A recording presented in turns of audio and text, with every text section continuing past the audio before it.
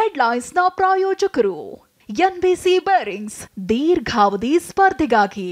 ಸುದೀರ್ಘವಾಗಿ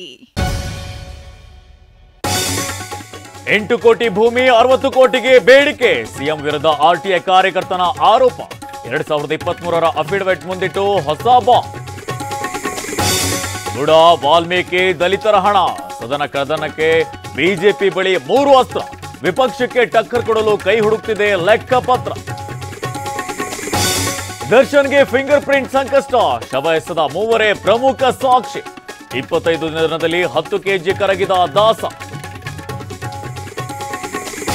ಶಿವಮೊಗ್ಗದ ಮಲೆನಾಡು ಭಾಗದಲ್ಲಿ ಮುಂದುವರೆದ ಮಳೆ ಮೈದುಂಬಿ ಹರಿಯುತ್ತಿದೆ Jog falls Rajarani Roarer rocket ನೋಡೋದೇ ಕಣ್ಣಿಗೆ ಹಬ್ಬ